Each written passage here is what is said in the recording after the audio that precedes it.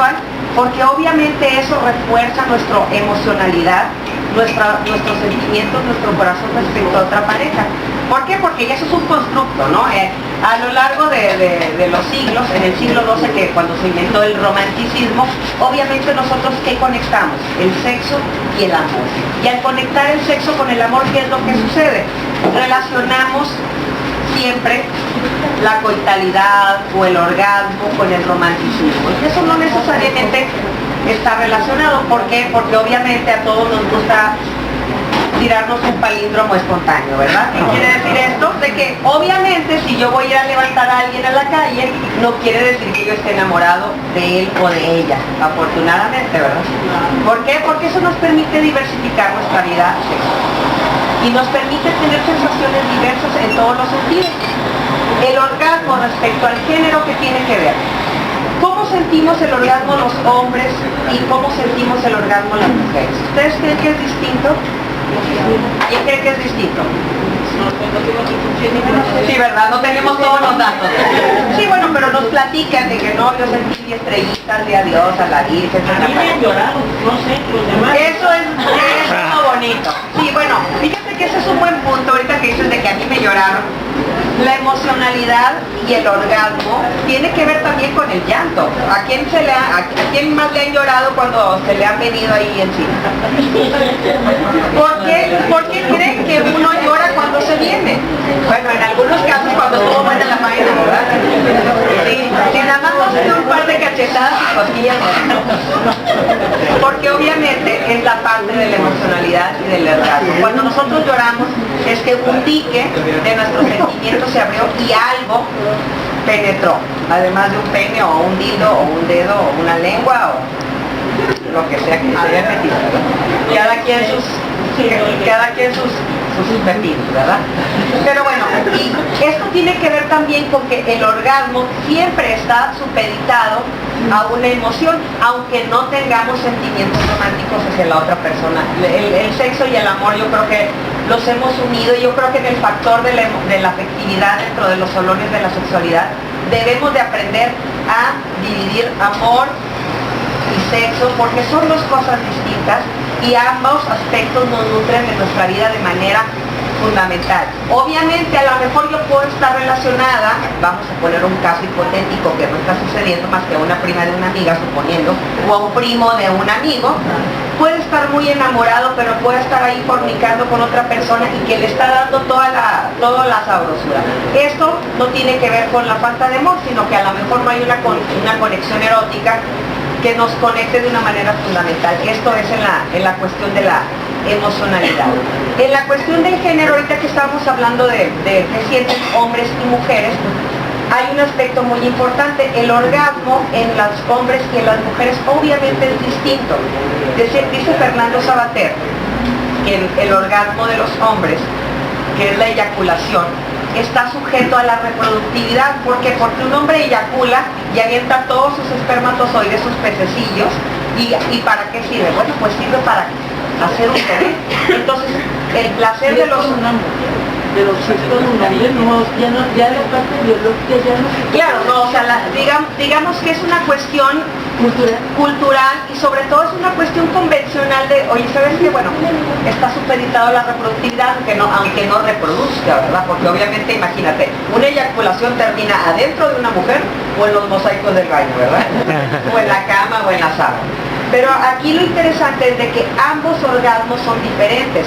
Un hombre tiene una eyaculación y puede tener un orgasmo. Incluso puede tener un orgasmo y no una eyaculación. ¿Sí? Que es, digamos, que uno de los principios del sexo tántrico. Mantener un orgasmo seco y que ahora sí que la malteada se queda adentro, ¿verdad? Y lo importante, ¿qué pasa con esa malteada? Dices, pero dice un dicho latino creo que es de... ¿Cómo se llamaba? El doctor el griego. Galeno. Galeno decía que el semen retenido era veneno, pero realmente lo que pasa con el semen es que se asimila al cuerpo, ¿no? O se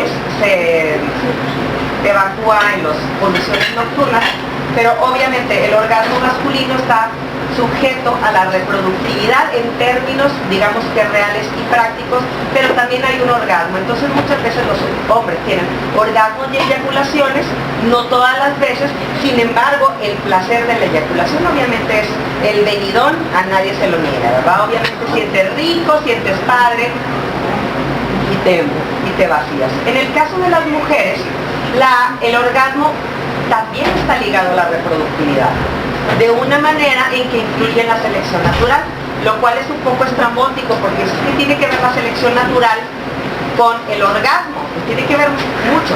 ¿Qué pasa cuando viene un orgasmo en hombre o mujer? Primero hay una subida, que es lo que se llama, es el camino rumbo al clímax, hagan de cuenta que es de subida. Luego hay una meseta, que es el proceso, es el periodo en donde sentimos como el vibrato de que sentimos que nos está aplaudiendo todo por dentro, ¿no? Y estamos emocionándonos y vamos rumbo al orgasmo.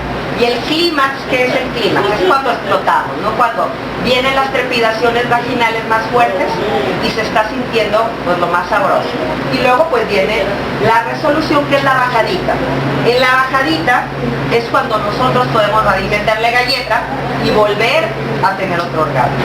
Entonces, en ese proceso en que la vagina está haciendo así, está aplaudiendo, así trepidando y haciendo tuk-tuk, así la manita, exactamente, que está haciendo tuk-tuk. ¿Qué creen que está pasando en la vagina? Pues es como una revolvedora de cemento, ¿sí? Imagínense, entran los espermatozoides y está un orgasmo, entonces los espermatozoides van como en una batalla. ¡No mames, se está moviendo todo! ¡Paren el gato! Obviamente se están moviendo y los espermatozoides ahí van. ¿Cuál creen que es el espermatozoide más bueno? Pues el que gana y el que aguanta todas esas trepidaciones y esos temblores, y por eso se supone que el mejor espermatozoide, gracias al orgasmo, es el que llega a fecundar el óvulo. ¿Por qué? Porque es el que pasó todo ese periodo de, imagínense, pasar a través de un túnel en donde las paredes se están moviendo y los espermatozoides van así como que rebotando de un lado para el otro. Llega el más chingón al ovulillo que estaba ahí todo confundido esperando que le llegara el galán, y ya llegó el pobre espermatozoide que fue el que libró la batalla. Entonces nuestros orgasmos femeninos también están ligados a la reproductividad de una manera contundente y sobre todo de una manera en que elige a la mejor semilla del hombre y de que logra esta fecundación. Entonces, estos aspectos que tienen que ver con el orgasmo son muy importantes, sobre todo porque nos ayuda a conocer nuestros procesos corporales, ¿sí? Cómo me vengo, por qué me vengo, qué estoy sintiendo, en dónde estoy sintiendo y dónde voy a sentir rico para yo tener un orgasmo. ¿Y eso de quién creen que depende? De uno. Si uno no conoce su... ¿Perdón? Hay que hacer, el orgasmo es de quien lo trabaja. Yo siempre digo que yo inventé esa frase, pero no la inventé yo, se la copié a alguien, pero bueno, yo siempre voy a decir que la inventé yo, ¿verdad?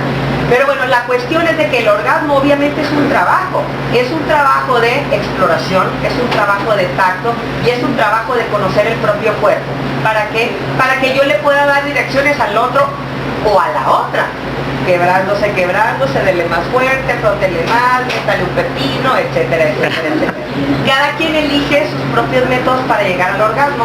Sin embargo, yo creo que la parte fundamental de este punto es llegar al orgasmo de una manera efectiva gracias a que yo conozco mi cuerpo y gracias a que yo soy lo suficientemente lista o lo suficientemente perceptiva o receptiva para decirle, ahí es donde yo quiero sentir. Y bueno, a continuación bueno, no sé si hay alguna pregunta, sino para pasar a leerle la... Yo te hago una pregunta. Cuando tú dices que el orgasmo femenino está ligado profundamente a la reproductividad, por ejemplo, ¿qué pasa en el caso de las mujeres que son rígidas y ni modo tienen el hijo porque el marido se les huyó, o las que tuvieron un hijo porque las violaron o algo, ahí no hay orgasmo, pero hay hijo? Bueno, de hecho, fíjate que la pregunta que no se es que, bueno, por ejemplo, la cuestión del orgasmo femenino es complicada porque se supone que nada, igual, estadísticas van y vienen, pero, o sea, 4 de cada 10 son las mujeres que realmente sienten un orgasmo. O sea, ¿qué quiere decir? Que saben distinguir, porque hay mucha gente, aunque no lo creamos, que no sabe distinguir un orgasmo. Dice, me estoy orinando, o me está saliendo ahí la regla, o lo que sea.